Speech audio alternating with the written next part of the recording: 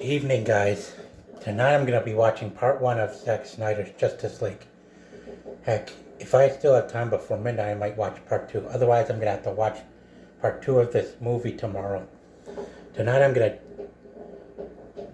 do part one and work on a long combined movie review video for you guys to watch on this network here on YouTube.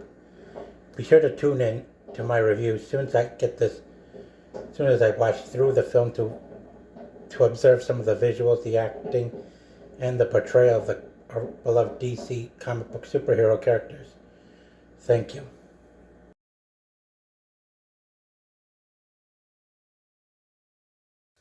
Well, I watched through disc one of the Justice League, Zack Snyder's version, and now I'm giving my review. Well, it's the first part of the disc, mainly because of how long the movie is, more than 3 hours long, that it would be impossible to fit it all on one disc. Now, for that, let's see. He has his reasons of having the full movie released on two separate discs on DVD. It's 242 minutes total. That means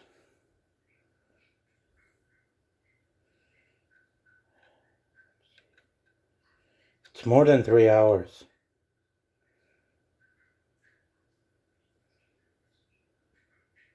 Approximately 4 hours if I had to guess. If I had to guess for myself. It's 4 hours and 2 minutes, which explains why Warner Brothers had to release the full film on two separate discs. Now, each of the movie is split into each parts. Sure, there are more chapters in it, but each disc has 4 parts in it. First part, Don't Count on It, Batman, is where Ben Affleck's Bruce Wayne goes to Iceland to try to recruit Aquaman, but Arthur Curry, the Aquaman himself, was not in the mood. As you all know, he lost his temper, shoved him against a wall, but then he cooled down, also rejected his need of help against the threat that's coming to invade Earth that was perceived after his interrogation with Lex in Batman v Superman: Dawn of Justice.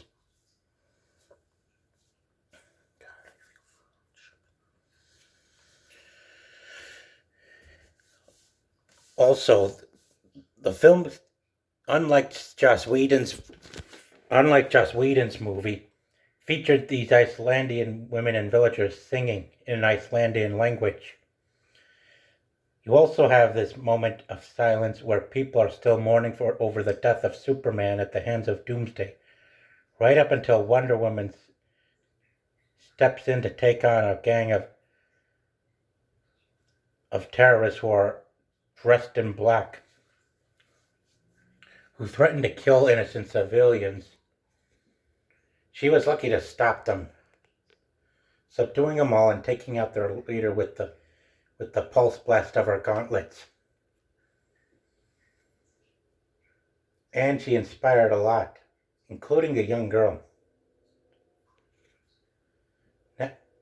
Then, back at her home island of Themyscira, her mother and the Amazonians encounter Steppenwolf and the Parademons, having arrived to take the mother box, which we all know he gets away with doing it.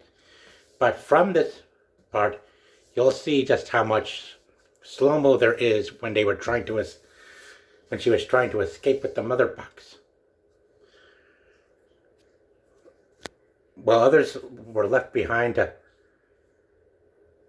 keep Steppenwolf at bay, Queen Hippolyta has some of the Amazons outside the temple take off with the mother box, Steppenwolf and some of the parademons, however, managed to escape the tomb, killed a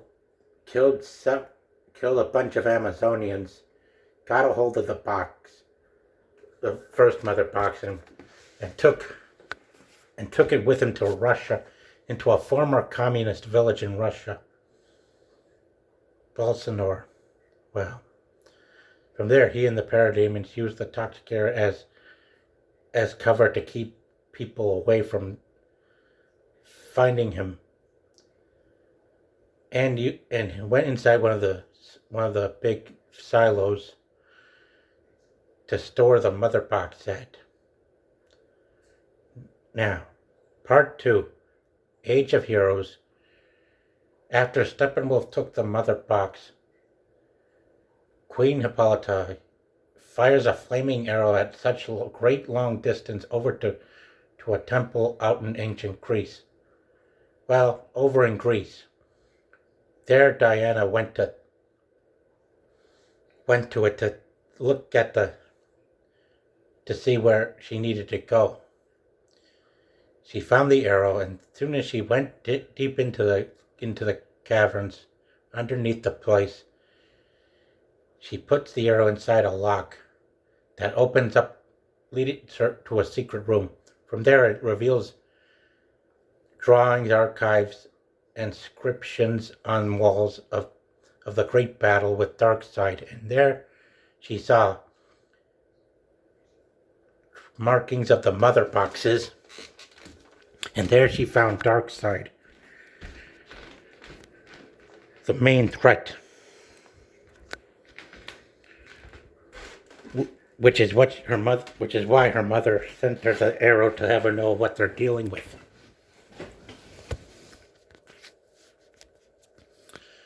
Meanwhile,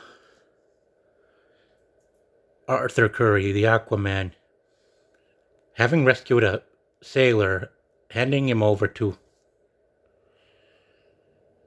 the bartender at the tavern, well, I'm sure we all know what happens. But the music you hear on his exit from the bar and head onto the docks, where he goes back into the ocean, the song wasn't like the modern day rap music you heard from Justice League. It was an old silent classic. As soon as he gets into the ocean, he meets up with Valko, played by Green Goblin actor William Dafoe, who demands that he return to Atlantis to dethrone his brother Orm before he conquers the surface world. Of course, Arthur refuses because he's still haunted by his past, and his mentor Valko got angry, threw a fit, and as he threw his mother's trident down on the floor, telling Arthur that he cannot escape his destiny. Yeah, you never seen Dafoe in the Justice League movie. Then Bruce meets up with Diana Prince, aka Wonder Woman, at his mansion in his Batcave, where she reveals the full story about what the invasion that they're looking to prepare for. Diana tells him a story about Darkseid and how the Earth managed to fend off against him back then. It was her brother that she killed, Ares, that defeated Darkseid.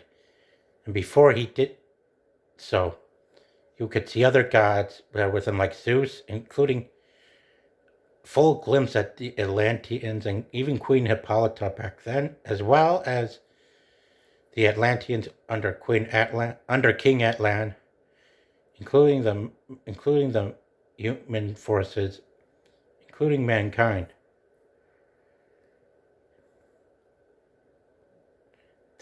It was quite a glorious battle that Snyder put together for a flashback sequence.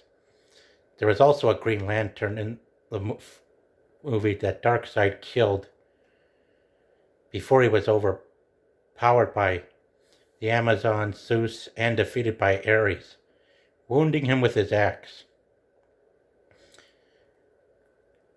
After sending, and it caused the dark side and his forces to retreat, leaving him severely wounded. After that, you all know that they each took the mother boxes and hid them separately in separate locations to hide them.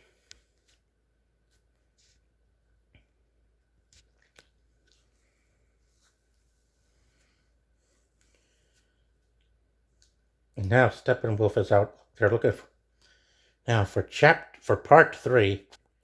Beloved mother and beloved son. Barry Allen. We're able to see him saves Iris from being killed by an out of control semi truck that crashed into her car. Right where he. And before saving her, he grabs one of the hot dogs that was floating in the air during his time in the Speed Force. Then, after saving Iris, he flees back into the pet store, where he was hanging out with, where he was in a dog pen, hanging out with some puppies and dogs, feeding them one of the hot dogs, meaning that he was actually there to try to apply, well, suggesting they feed them certain kinds of meat. Of course, he obviously didn't get that job, did he? No.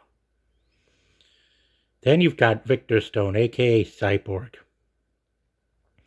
who's got some issues with his father that because of the death of his mother and for not being with him earlier before her death, we get to see his origin story here in Snyder's cut of Justice League. Unlike Joss Whedon's version, as you all know, that Warner Brothers purposely were rushing the production of the desired version of the movie they wanted, and it's what really led to the disputes between Joss Whedon himself and Ray Fisher, who plays Cyborg in the movie. Here you're able to see Cyborg listening into a recording that was given to him by his father. And while he listens to his father in that recording, we get to see flashbacks where he experiences his powers for the first time.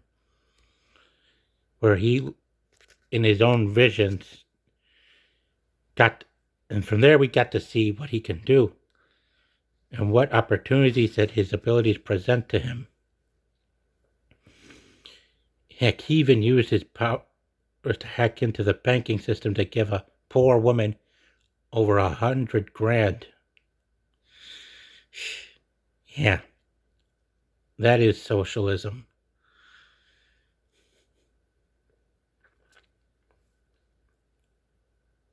Of course, before his father could speak, he crushes it because he was still angry at him.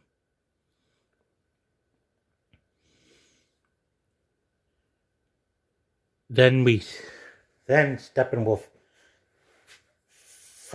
finally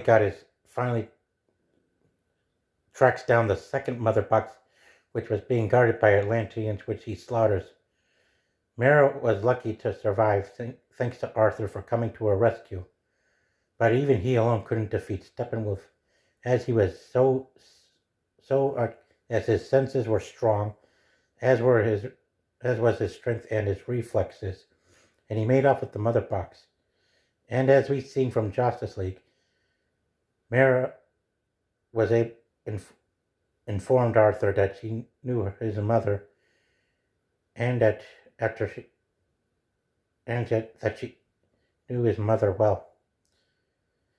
And then, after a few more sentences, Aquaman returns to the surface world. Next, Victor, having successfully vacated the mother box out of the apartment, buried it in a cemetery where his mother was buried. and hid it within the same grave where people were believed that he was laid to rest in after the crash. Up until his father was kidnapped by the parademons, who were collecting people who came into contact with the mother boxes and sought to interrogate him on where to find it. And next we come to part 4, Change Machine, which obviously refers to the mother box of its capabilities. It's, as we all know, the fourth part starts off with Batman, Wonder Woman, Flash, and Cyborg going underground to confront Steppenwolf and the parademons inside an abandoned underground port on Stryker's Island. And after fighting Steppenwolf and his parademons, the villain escapes. Aquaman arrives to help buy the team some time to escape inside the Batcrawler, which is being controlled by Cyborg.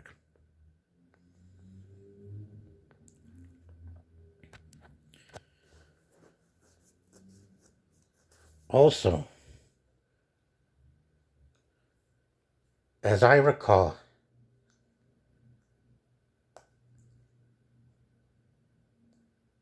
there was more screen time with the Flash and Cyborg evacuating all those people that were taken hostage by the parademons. And from there, Victor and his father, Silas, were able to reconcile. After that, when Steppenwolf returned to his outpost out in Russia, it was there he started having these visions where he discovers the location of discovering the ultimate weapon in the DC universe, known as anti-life equation, is actually exists on Earth within the universe that they're in now. Here, you're unlike the Justice League. Here in Zack's cut of Justice League, you're able to see Desaad and Darkseid communicating with Steppenwolf,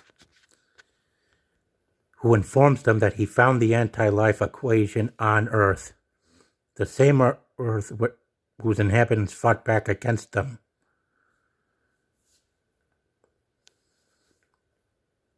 And Darkseid wants the anti-life equation and is willing to give Steppenwolf redemption by ensuring that he helps conquer the world, helps him conquer the Earth, unify the mother boxes, and then he would come to claim the anti-life equation.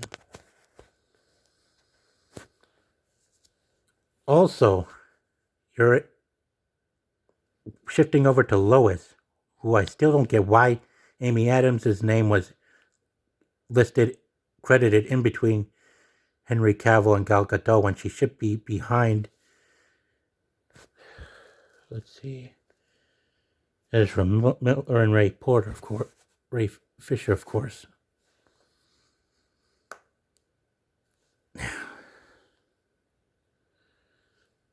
She is met by Martha inside her apartment, who turns out to be the Martian Manhunter, portrayed by Harry Lennox, who all along was the very same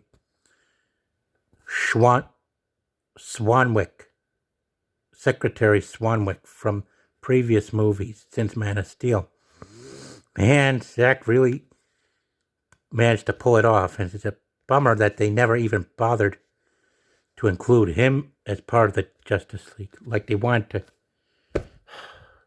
Shows just how hypocritical Hollywood really is. Lastly, you've got the team discussing how they intend to use the third mother box to revive Superman before Steppenwolf gets his hands on it. And there, Victor shows him a hologram of Henry Cavill's Superman himself, just before they go off to take his body out of his grave out in Smallville. And that concludes the first half of the movie. I'll be sure to watch the second part on the second discs, one of the second discs, to continue the second half of the movie. Thank you. Good night.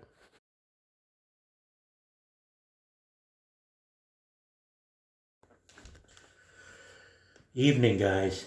I just finished watching disc 2 of Zack Snyder's Justice League.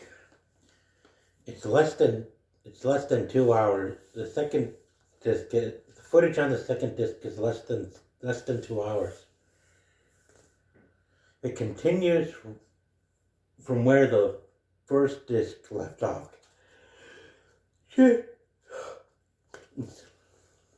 First disc left off.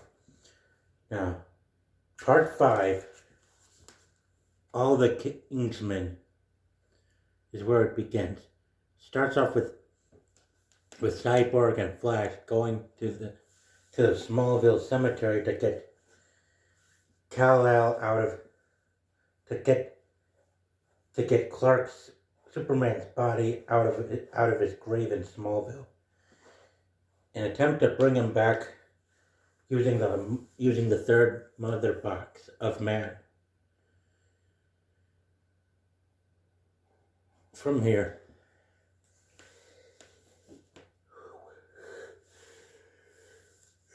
pardon me for my yawnies. From there, they meet up with Batman in Metropolis From there, they meet up with Batman in Metropolis to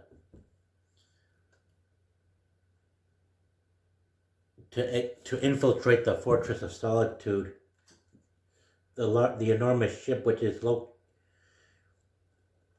located inside, which is heavily guarded. Cyborg uses his powers to flush everyone out of the building. His father was about to call off the false alarm, but when he saw his son coming in with the mother box and with the Justice League carrying Superman's casket with Superman inside, Silas knew from there that his son had a good idea being planned. So then he decided to... sorry, I was kind of getting tired. But from there, Superman...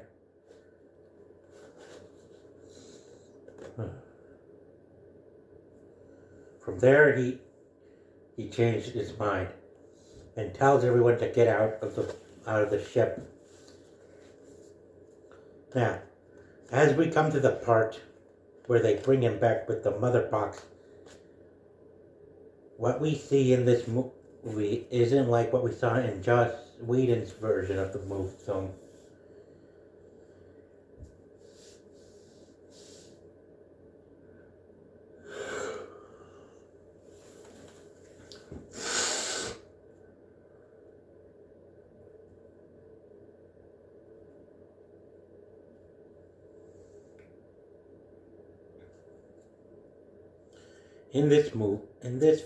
In Zack's Justice League movie, Cyborg, as soon as he accesses the mother box, he foresees a dark, grim future where Wonder Woman and Aquaman are killed, Lois Lane dies in Superman's arms as Darkseid puts his hand on his right shoulder to comfort him in such temptation. As soon as they resurrect Superman, they eventually get into a fight over by the memorial that was dedicated to him and the millions who died in Man of Steel.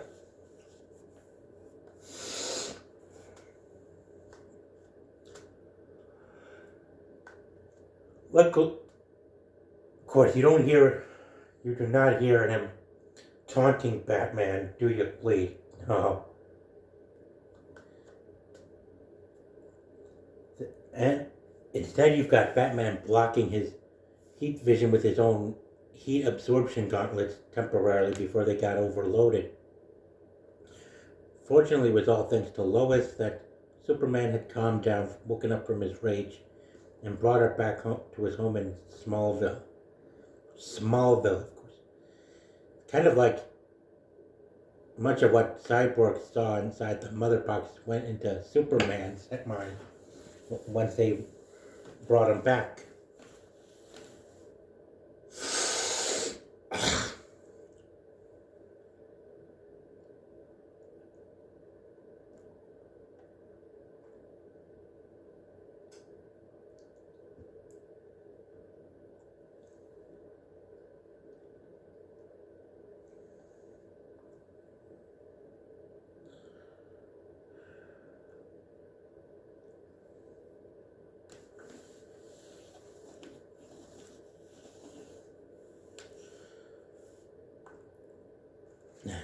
Next up,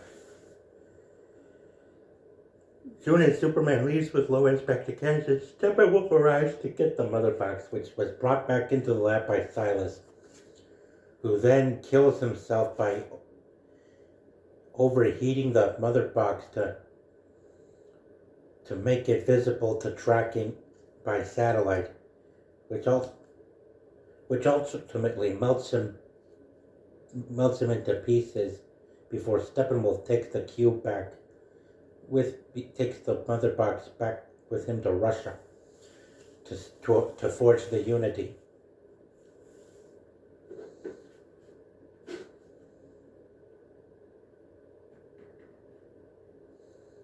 And of course, Silas Stone's death is another thing you will not see in Joss Whedon's Justice League.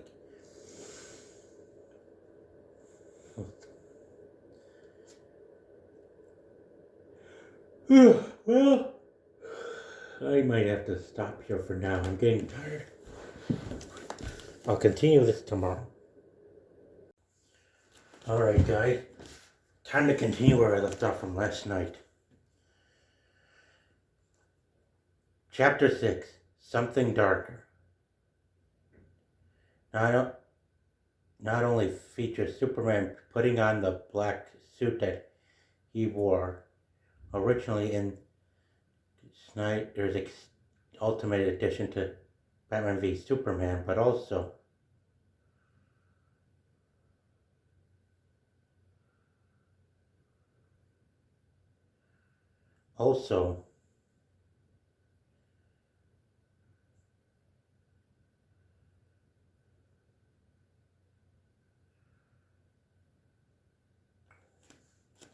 much more in it.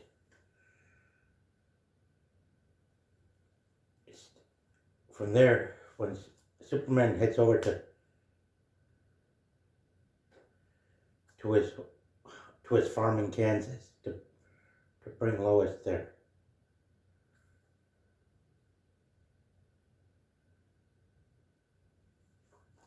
He goes in with her to put his father's shirt on, and then goes into the cornfield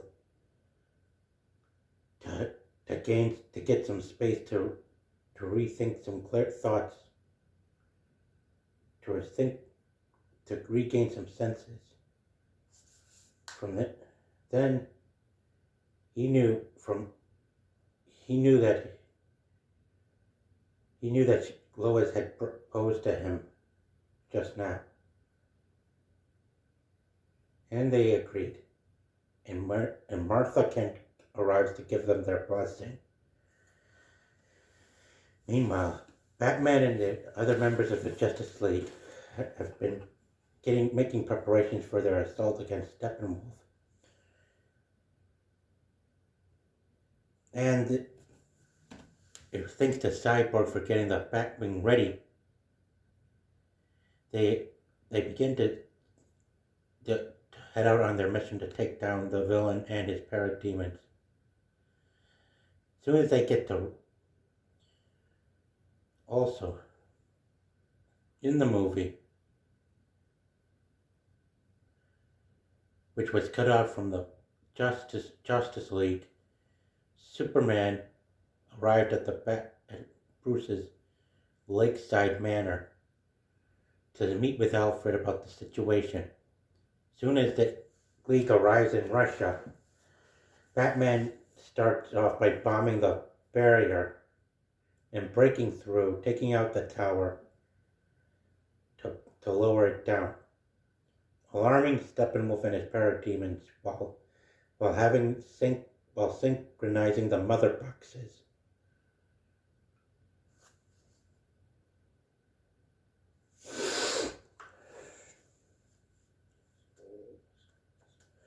Batman, just like in Justice League, lures most of the parademons away from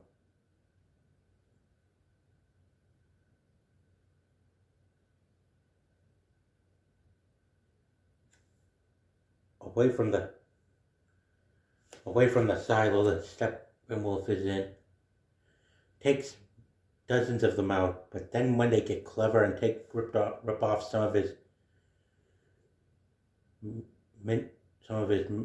Gatling guns, Wonder Woman arrives to take them down. Now, their battle with them out in the abandoned city town goes a lot quicker than it does in Justice League. No people or civilians in the area to save, like you saw in the 2017 Abomination. So, fortunately, it doesn't take long. Now, some of it is still there, especially with Aquaman taking a few of them down high in the sky, and brings down a building too.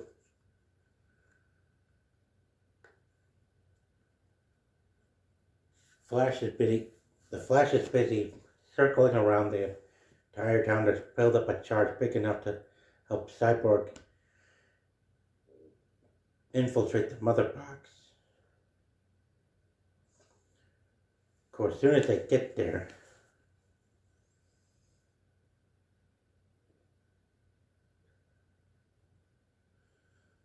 Steppenwolf wasn't going to let out easily without a fight. So they fought.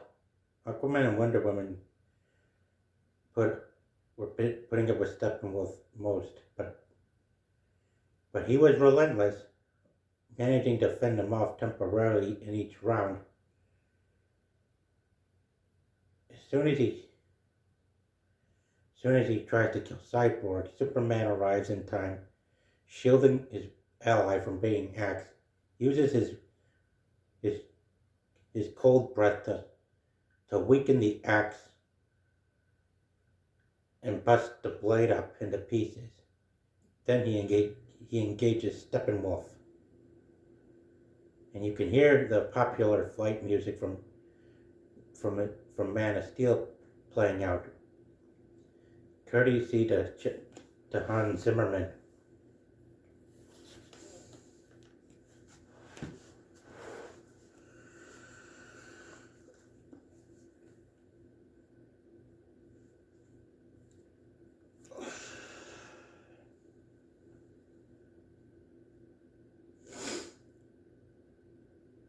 Then, while he beats up Steppenwolf, Darkseid arrives while remaining on Apocalypse, having opened up a breach to witness the destruction of Earth. Of course, the Flash, having been knocked out by the parademons, used his powers to turn back time, bringing everyone back up to life, and then syncing up with Cyborg while connected to the mother box. While entering the mother boxes, Cyborg, as Wonder Woman warned him earlier, would come across illusions that the entities inside would try to deceive him with. In there, he saw hallucinations of his mother, his father, and his former self. Of course, he was too angry and too focused to fall for it. So he fends off the illusion and starts separating the mother boxes while you see these supernatural demon women haggling around inside, trying to stop him from separating the unity. After coming out of the illusion, Superman comes to help him break the mother boxes apart, therefore destroying them. Finally, Steppenwolf meets his end as Aquaman impales him. Superman punches him straight into the portal where Darkseid awaits him, but not without Wonder Woman cutting off his head and killing him right in front of his own nephew, who then stops on his sliced off head and cracks the horn on his left side after Superman melted the right horn off at the right side. The League stared at Darkseid, Desaad, and Granny Goodness for a moment before the portal sealed shut. Darkseid was furious. Desaad warned him that Steppenwolf would fail, and the Dark Lord admitted it and advised Desaad to rally the Armada and start going with the old ways before they can retrieve the anti-life equation. In the end of part 6, Something Darker, you see Batman coming out of the silo with Superman lifting him up, and the League looking out the horizon from on top of the silo. Finally, we come to the epilogue, part 7, which I forgot what it was called, but something to do with the fathers. It starts off with Cyborg listening to the rest of Silas's speech. He's just letting him know just how proud he is and how important it is to help others out in the world and not to give up hope. Meanwhile, since his father is dead, Zhang Kai's character, Ryan Choi, takes over his position as chief of the Fortress of Solitude Science Division.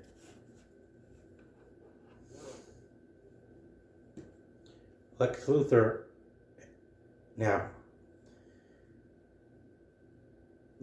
escaped from Arkham Asylum and had a double fill in for him.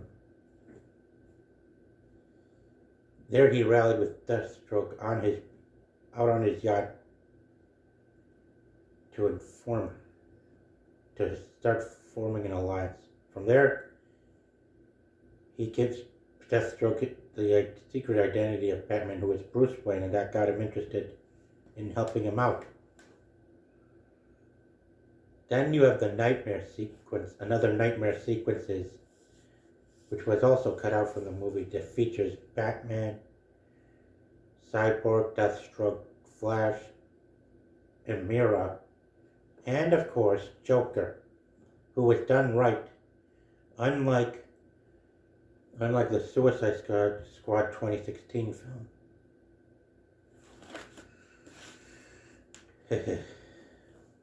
where he has his small talk with Batman. Batman takes the car and he laughs, and then Superman shows up to kill them. Of course, it was just a nightmare as Bruce wakes up. Finally, he goes outside to see the Martian Manhunter, who warns them that Darkseid isn't finished yet. And he introduces himself to Batman briefly before leaving. Well, that's it for part 7. Well, and 6, of course. I'll be sure to give you my thoughts on the review before I before I upload this thing. Thanks. Well, guys, it's time for me to conclude my review by giving you my thoughts. First off, I love how great the special effects in the films are. In the movie was with Zack's version of Justice League. It really would have done so great if the studio executives haven't been bought into the ESG trap from BlackRock and Vanguard. Because really, those companies have really interfered a lot these days with their proxies.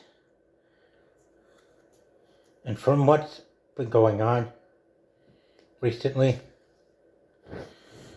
boy, so much creativity is being wasted.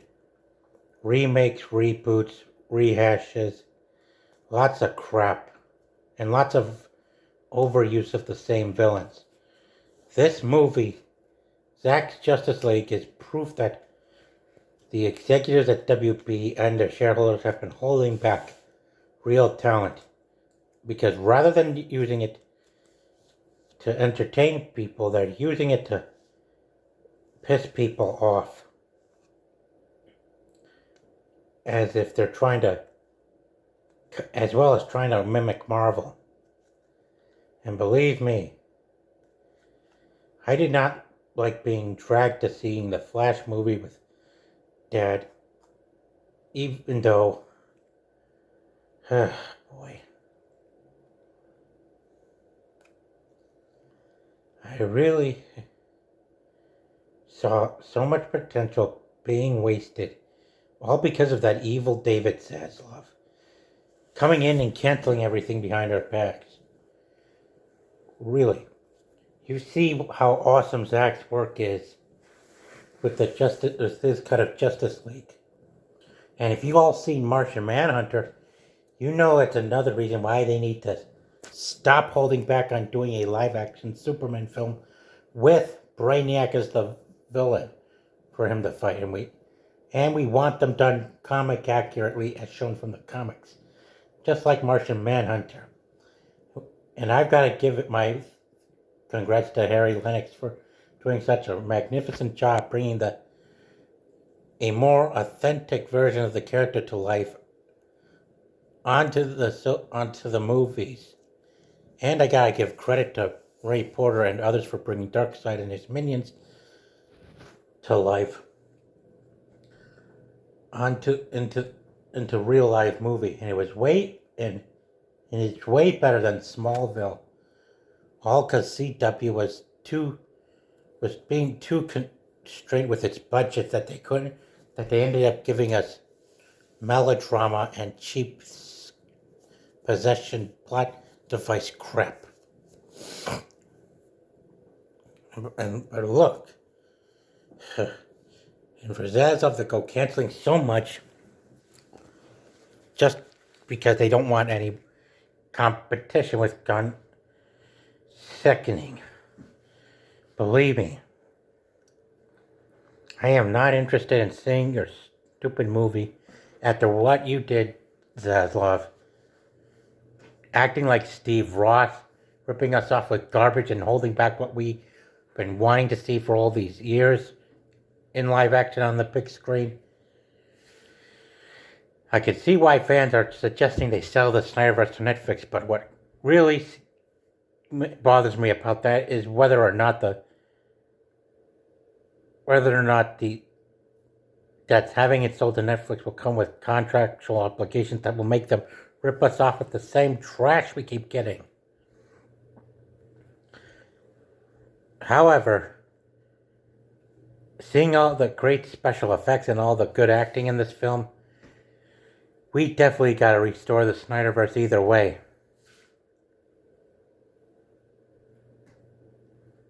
And if we can't get it to Universal or to Netflix, then we need to start calling out corruption at WB while we keep pressing forward to revive the air cut to Suicide Squad 2016. Trust me, guys. We really can't take much more of history repeating itself in Hollywood, especially at WB. They've been holding back on Brainiac for years, and a lot of others like Metallo as well, on bringing them to life in live action. And I can't exactly get all hyped up for a gun Superman movie, especially because not only is he quick picking and overusing the same villains we've been getting, but also because it was supposed to act as a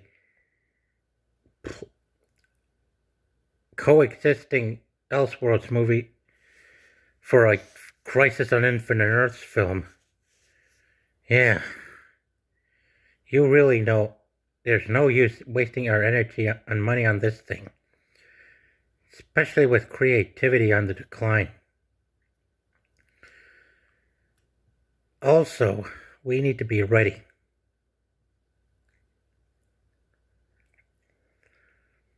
To keep pushing for the restoration of the Snyderverse.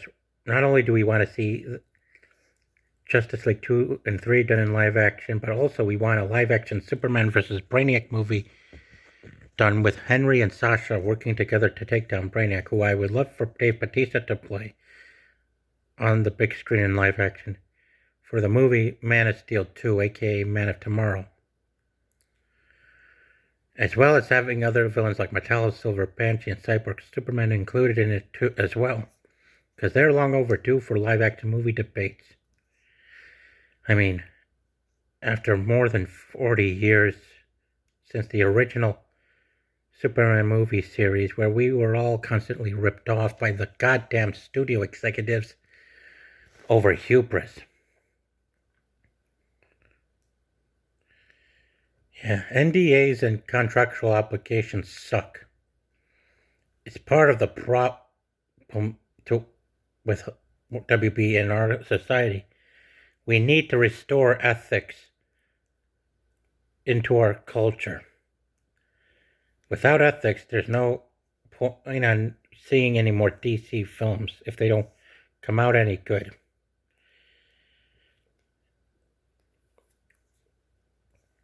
Trust me.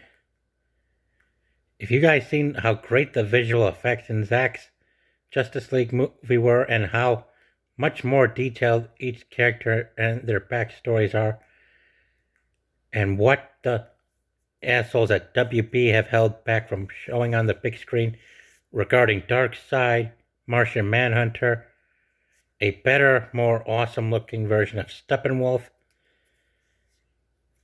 including a much more glorious flashback of regarding the war between Earth and Apocalypse. It's amazing. Sure, the slow-mo can be annoying sometimes, but it helps bring out more detail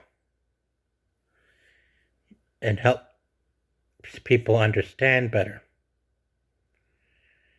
Now, even if we do get the Snyderverse sold to Netflix, we gotta make sure Stephen Knight's pitch for Man of Steel 2, which features a live-action Superman vs. Brainiac movie, gets sold.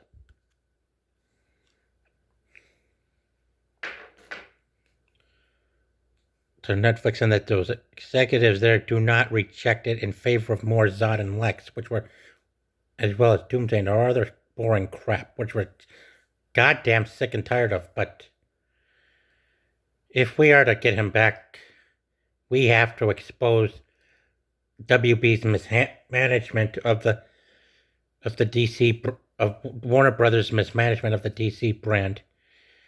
Expose all the meddling that's been coming from the executives and their shareholders, and how this revolving door of executives and the selling of the studio keeps on botching up everything.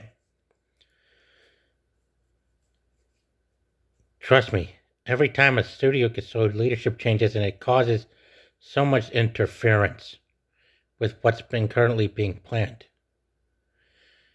And which is also why we need to get rid of BlackRock, Vanguard, State Street, JP Morgan, along with and get rid of ESG, because social credit scores like that are just funds with strings attached that causes problems.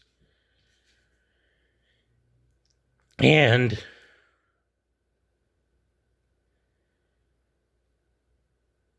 we have got to make sure that Disney doesn't get its hands on DC either.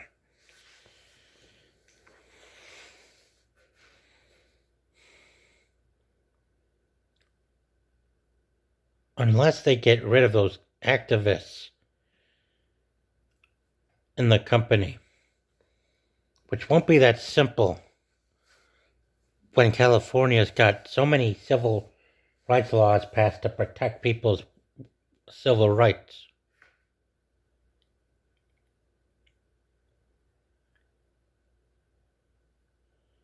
For now, though, keep on fighting, guys, for the restoration of the Snyderverse. Hashtag make Man of Steel 2 with Brainiac in live action. Hashtag revive Stephen Knight's pitch for Man of Steel 2. Hashtag make Batman vs. Deathstroke in live action. Hashtag make Justice League 2 and 3 in live action. Hashtag full circle. Hashtag for Darkseid. Hashtag for Autumn. Hashtag in Snyder we trust. Thank you. And be sure to subscribe to my video down in the link and comments below. And check out my other videos, and be sure to share this one and others with everyone else on social media. Thank you.